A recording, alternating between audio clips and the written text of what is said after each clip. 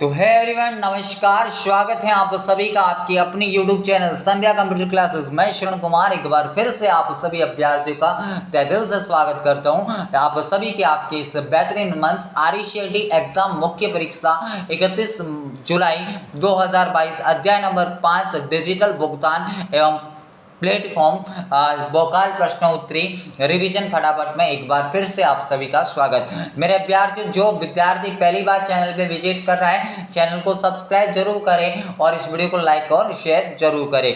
देखो, अगर आप शून्य लेवल से भी अभी भी तैयारी स्टार्ट कर रहे हैं तो 101% गारंटी के साथ बोल रहा हूँ कि 5 दिन अपने जो है इस चैनल पे समर्पित कीजिएगा। निश्चित ही आपको बेहतरीन रिजल्ट इस बार मिलने वाला है। महादेव की सौगंध, इस बार जो है RCET एग्जाम में बिल्कुल तांडव होने वाला है। हमसे इंस्टाग्राम से जुड़ने के लिए संध्या.computer.classes से नाम से हमें सर्च करें और PDF के लिए संध्या कंप्यूटर टेलीग्राम चैनल को ज्वाइन करें और YouTube चैनल को लाइक शेयर एंड सब्सक्राइब करें।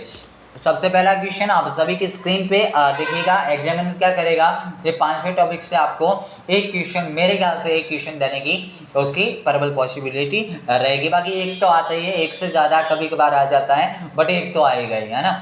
अब देखिए, प्रधानमंत्री जन धन योजना क्या बोला आपसे। प्रधानमंत्री जन धन योजना की जो शुरुआत है वो भारत सरकार द्वारा कब की गई, है ना। तो प्रधानमंत्री जन धन योजना की जो शुरुआत है मेरे विद्यार्थियों, वो आपकी कब की गई थी? अगस्त 2014 में की गई थी। क्या की गई थी? अगस्त 2014 के अंदर की गई थी। अब देखिए, प्रधानमंत्री जन धन योजना में खाता खोलने के लिए कितने रुपए की आवश्यकता होती है? तो मेरे अभ्यर्थी याद रखना कि किसी भी प्रकार का आपको कोई भी शुल्क देना नहीं होता। 0 रुपए पे यानी 0 पेमेंट पे आपका खाता खोला जाता है।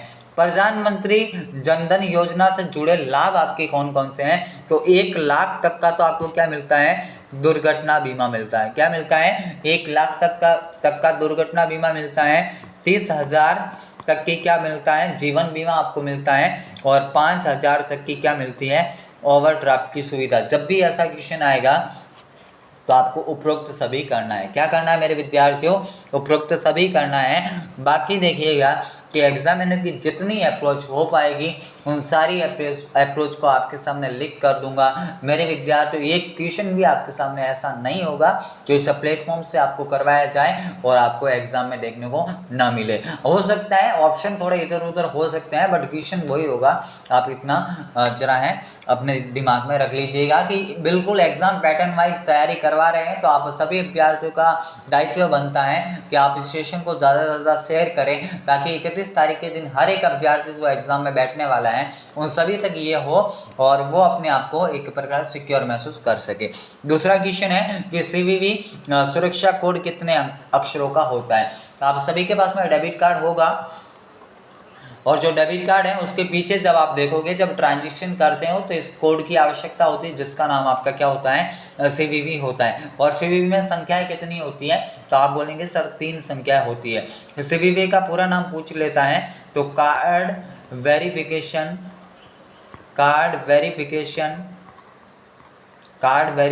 वैल्यू होता है। क्या होता है? कार्ड वेरिफिकेशन वैल्यू इसका पूरा नाम होता है, जो किसी भुगतान को करने के लिए ये आपके वेरीफाई कोड होते हैं, है ना। तो यहाँ से ऑप्शन ए आपका बिल्कुल ही करेक्ट हो जाता है। आगे की ओर बढ़ते हैं कि एक इलेक्ट्रॉनिक उपकरण है जिसका इस्तेमाल खुदरा का मतलब होता है रिटेल स्थानों पे, है ना। रिटेल स्थानों पे कार्ड भुगतान प्रक्रिया में किया जाता है। अब देखो, कार्ड भुगतान तो क्रेडिट कार्ड और डेबिट कार्ड तो दोनों होते हैं, लेकिन आपके सामने ये दोनों इलेक्ट्रॉनिक उपकरण नहीं है ना। तो इलेक्ट्रॉनिक उपकरण आपका कौन सा होता है? POS होता है। कौन सा होता है? POS। अब एग्जामिनर आपको क्या करेगा? POS का पूरा नाम पूछेगा तो आपको बताना है पॉइंट ऑफ सेल। क्या होता है? Point of cell. तो ये मेरे विद्यार्थी क्या होती है? एक मशीन होती है। आप सभी कभी अगर ई मित्रा वगैरह पे या फिर कहीं शॉपिंग मॉल में वगैरह आप गए होंगे तो तो आपने देखा होगा एक छोटी सी मशीन होती है जिसमें आप क्रेडिट कार्ड वगैरह को ऐसे स्वाइप करते हो और स्वाइप करने के बाद में जो भी है आपका पेमेंट का भुगतान किया जाता है। तो उस मशीन का नाम क्या होता है? POS होता है, यानी कि पॉइंट ऑफ सेल होता है। आगे बढ़ते हैं कि भीम का पूरा नाम क्या है। इंपॉर्टेंट क्वेश्चन है और एग्जाम पॉइंट ऑफ व्यू से ये भी महत्वपूर्ण क्वेश्चन बन जाता है। भीम का मतलब होता है भारत इंटरफेस फॉर मनी। क्या होता है मेरे विद्यार्थियों? Bharat interface for money. अब ये क्या है? तो आपका एक प्रकार से मैं बोल सकता हूँ मोबाइल वॉलेट होता है। क्या होता है? मोबाइल वॉलेट होता है, जहाँ से आप क्या कर सकते हो? इलेक्ट्रॉनिक जो है भुगतान आप कर सकते हो। मोबाइल वॉलेट है ना, मोबाइल वॉलेट। ये मोबाइल वॉलेट होता है जिसका नाम क्या है? Bharat interface for money. इसको आप शॉर्ट में क्या बोलोगे? भीम बोला जाता है। आगे की ओर बढ़ते हैं कि USSD का पूरा नाम क्या है। इंपॉर्टेंट क्वेश्चन है और एग्जाम में पूछा जा सकता है ना। अभी तक ये वाला जो क्वेश्चन है, एक यही क्वेश्चन बस बाकी रहा है, बाकी तो सारे के सारे पूछ लीजिए। तो अगर एग्जामर थोड़ा सा इधर उधर अगर सोच भी सकता है ना, तो इस क्वेश्चन पे वो इस बार आ सकता है। देखो, USSD का पूरा नाम होता है अनस्ट्रक्चर्ड सप्लीमेंट्री सर्विस डेटा। क्या होता है मेरे विद्यार्थियों? Unstructured supplementary service data. ये एक जस्ट एक मशीन है जिसमें आपको थंब प्रिंट देना होता है, फिंगरप्रिंट आपकी लगती है, उसके बाद में आपको जो है भुगतान किया जाता है। यानी कि जो आपका भुगतान होता है वो पूरा का पूरा किस पे प्रमाणित होता है? आपके आधार कार्ड पे होता है।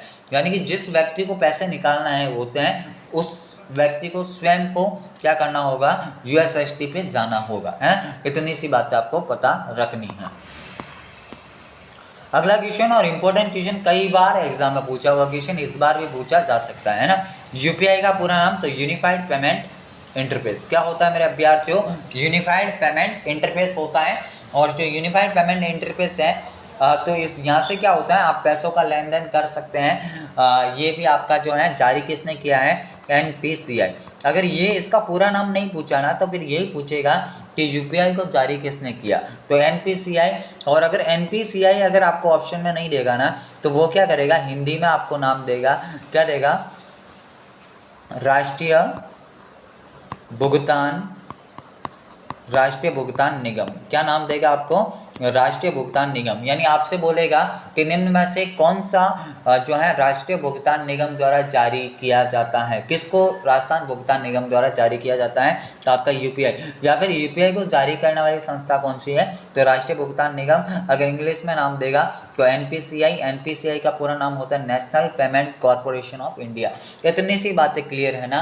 तो मेरे विद्यार्थी, आपका क्वेश्चन कहीं पे भी जाने वाला नहीं है। आप बिल्कुल एग्जाम पैटर्न वाइज पढ़ रहे हैं। हमेशा जो है हम जो है विद्यार्थियों की उम्मीदों पे खरा उतरते हैं। और इस बार भी मेरी 101% कोशिश ये है कि आपका एक भी क्वेश्चन ऐसा न रहे जो आपको एग्जाम में पूछे और मैं आपको न बताऊं, है ना। मेरे विद्यार्थियों जो 5 दिनों तक सेशन को ईमानदारी से अटेंड करेगा, निश्चित ही देख लेना अपने आप को एग्ज़ाम हॉल में बहुत ही जो है एक प्रकार से सुरक्षित महसूस करेगा वो, है ना। कि भाई जितने भी क्वेश्चन करवाए हैं कम से कम मुझे आ रहे हैं, है ना। यानी कि ज़्यादा से ज़्यादा उसको क्या होंगे, उसमें से क्वेश्चन आ जाएंगे। यानी कि देखो 90% तक तो जो रेगुलर पढ़ेगा वो आराम से जा पाएगा। जिस विद्यार्थियों को 90 से ऊपर भी जाना है ना, वो थोड़ा सा ध्यान देना कि वो एक एक बातों को क्लियरली सुनना है, उनको अच्छे से पढ़ना है। जितने भी मॉडल पेपर आ रहे हैं उनको आपको देखना है। फिर आप है ना 31 तारीख के बाद में खुद बोलोगे, ये मुझे बोलने की जरूरत नहीं होगी। अगला क्वेश्चन है कि UPI में पोस्ट टेक्नोलॉजी का मतलब क्या है। बार बार ये क्वेश्चन पूछा जाता है। तो पोस्ट टेक्नोलॉजी का मतलब होता है पैसों को भेजना। क्या होता है? पैसों को भेजना। देखो, पोस्ट का मतलब होता है धक्का देना, और UPI के मामले में आप धक्का कब दे सकते हो कि पैसों को भेजने के लिए धक्का दिया जाएगा, प्राप्त करने के लिए तो एक प्रकार से मैं बोलूँ पैसों को खींचा जाएगा, है ना। तो यानी कि आप जो वो है, आप क्या बोलोगे कि धक्का हम कब देंगे? जब पैसों को भेजा जाएगा। तो ऑप्शन बी जो है आपका करेक्ट हो जाता है। कभी कभार क्या करता है, इसमें ऐसे करता है कि ये भी दे दिया, फिर बोलेगा कि केवल बी। मान के चलो आपको अगर सी ऑप्शन पे ये दे कि केवल बी, तो फिर आप उस केसेस में केवल बी करना है ना, क्योंकि ये वाला जो पॉइंट है इसमें ऑलरेडी आ गया है। तो ऐसे इन क्वेश्चन को ध्यान रखना। कभी कभार एग्जाम में ऐसे इस टाइप की मिस्टेक कर देता है, तो उस टाइप में आपको याद रखना, जैसे डिमांड होगी उसके अकॉर्डिंग आपको आंसर देना है। आगे बढ़ते हैं कि प्रधानमंत्री जनधन योजना में खाता खोलने के लिए कितने रुपए की आवश्यकता होती है? तो भाई मैंने अभी बता दिया, किसी प्रकार के पेमेंट की आवश्यकता नहीं होगी, यानी कि 0 पेमेंट पे आपका खाता खोला जाएगा, है ना। आगे बढ़ते हैं कि SBI बड़ी क्या है। तो मेरे विद्यार्थियों, जो आपके सामने SBI बड़ी दिख रहा है ना, तो ये जो SBI बड़ी आपका क्या होता है, तो आप बोलेंगे सर एक जो है मोबाइल वॉलेट होता है, और ये जारी किसने किया है, तो आपके SBI बैंक द्वारा जारी किया जाता है, जिसका नाम क्या है, SBI बड़ी होता है। यानी कि ऑप्शन बी जो है आपका यहाँ से बिल्कुल ही करेक्ट हो जाता है। फिर आपसे पूछा है OTP का पूरा नाम। अब देखिएगा, आप सभी ने ये नाम काफ़ी बार सुना होगा, OTP नाम आपने बार बार सुना होगा। तो OTP का पूरा नाम क्या होता है, वन टाइम पासवर्ड होता है। क्या होता है, वन टाइम पासवर्ड। यानी आप कोई भुगतान करते हो तो आपके पास में जो है OTP आते हैं, तो उस OTP का इस्तेमाल केवल एक बार ही किया जा सकता है ना, उसको आप दोबारा वापस उसी OTP को यूज़ नहीं कर सकते। तो इसीलिए इसको क्या बोला जाता है, वन टाइम। क्या बोला जाता है, यानी एक बार यूज़ में आने वाले वो क्या है, पासवर्ड होते हैं। क्या होते हैं, पासवर्ड होता है। तो वन टाइम पासवर्ड यहाँ से बिल्कुल ही करेक्ट हो जाता है। आगे बढ़ते हैं अगले क्वेश्चन की ओर। कि निम्न में से कौन सा मोबाइल वॉलेट नहीं है। अब देखिएगा, इंपॉर्टेंट क्वेश्चन है कि निम्न में से कौन सा मोबाइल वॉलेट नहीं है। जब भी नहीं वाला क्वेश्चन आए ना, तो देखो ये जो है ना, ये क्रेडिट कार्ड तो मोबाइल वॉलेट होगा नहीं, क्योंकि ये तो प्लास्टिक का एक कार्ड होता है ना। तो प्लास्टिक के कार्ड ये तो भौतिक उपकरण है। बाकी जो है आपके SBI बड़ी है, भीम है, पेटीएम है, ये आपके एप्लीकेशन सॉफ्टवेयर होते हैं। और जितने भी एप्लीकेशन सॉफ्टवेयर हैं, अगर उनसे पैसों का लेन देन किया जा रहा है, अगर आप उसमें पैसों को सुरक्षित रख पा रहे हो, तो वो सारे के सारे आपके मोबाइल वॉलेट कहलाते हैं, है ना। यानी इनमें आप अपने पैसों को डिजिटली रूप में क्या करते हो, सेफ रखते हो, है ना। उसके बाद में आप देखो, अब बहुत सारे आपके सामने ऐसे नाम आएंगे जो किसके नाम होते हैं, मोबाइल वॉलेट के नाम होते हैं। SBI बड़ी आपके सामने है, भीम आपके सामने है, पेटीएम आपके सामने है, जो है गूगल पे आपका होता है, फ़ोन पे आपका होता है, SBI बड़ी आपके सामने नाम है। तो ICICI पॉकेट आपका होता है, ICICI पॉकेट, है ना। इसके अलावा भी बहुत सारे नाम है, ऑक्सीजन है, मोबीक्विक है, ये बहुत सारे नाम हैं जो आपको एग्जामिनर दे सकता है। तो यहाँ से जो क्रेडिट कार्ड आपका नहीं होगा। कभी कभार यहाँ से अगर आपको POS नाम भी देता है ना, तो वो भी नहीं होता, क्योंकि POS तो एक जस्ट मशीन है। आगे बढ़ जाएं कि निम्न में से कौन से पर लाभ प्रधानमंत्री जनधन योजना से जुड़े हुए हैं। तो मैंने थोड़े टाइम पहले ही तो बताया ना कि 1 लाख का दुर्घटना बीमा है, 30,000 का जीवन बीमा है, 5,000 की ओवरड्राफ्ट है। तो ये सारे के सारे होते हैं, यानी उपरोक्त सभी। आगे बढ़ते हैं, रुपए कार्ड क्या है। तो मेरे विद्यार्थियों, इंपॉर्टेंट क्वेश्चन है एग्जाम पॉइंट ऑफ व्यू से। तो देखिए, रुपए कार्ड एक छोटा सा कार्ड होता है। सबसे पहली बात तो ये, यानी कि ये क्या है, छोटा सा कार्ड है जो डेबिट कार्ड के रूप में इस्तेमाल आता है। तो पहले पॉइंट तो करेक्ट है ना। उसके बाद में भारत के राष्ट्रीय भुगतान निगम यानी कि NPCI ने इसको क्या किया, प्रस्तुत किया है। तो ये भी बात सत्य है। और ये वाला जो कार्ड है आपका, जो डेबिट कार्ड है, सभी ATM मशीनों पे और सभी POS यानी कि पॉइंट ऑफ सेल मशीनों पे संचालित होता है। तो ये बात भी करेक्ट है, यानी कि उपरोक्त सभी आपका हो जाता है। अब देखो, जो आपके डेबिट कार्ड होते हैं ना, ये रुपए वाला जो है, ये आपका नेशनल कार्ड है। कैसा है, नेशनल है। नेशनल का मतलब इसका उपयोग केवल इंडिया के अंदर ही किया जा सकता है। जबकि आपने कभी अगर नाम देखे हो, वीज़ा है, मास्टर कार्ड है ना, कौन कौन से, वीज़ा है, मास्टर कार्ड है, तो इनका इस्तेमाल आप इंडिया से बाहर भी कर सकते हो। यानी कि ये वाले जो कार्ड होते हैं आपके इंटरनेशनल कार्ड होते हैं। इतनी सी बातें आपको क्लियर होनी चाहिए। आगे बढ़ते हैं कि निम्न में से कौन सा ऑनलाइन बैंकिंग का फ़ायदा नहीं है। क्या बोला है कि कौन सा ऑनलाइन बैंकिंग का फ़ायदा नहीं है। तो भाई ऑनलाइन बैंकिंग का फ़ायदे, समय की बचत होती है। आप बोलोगे बिल्कुल सर, यानी कि हम जो है एक दो बैंकों में जाना होता है, लाइनों में लगना होता है। इससे सीधा तरीका तो ये है कि फ़ोन से ही बैठे बैठे घर से ही किसी को पेमेंट कर दे, तो ये समय की बचत हुई।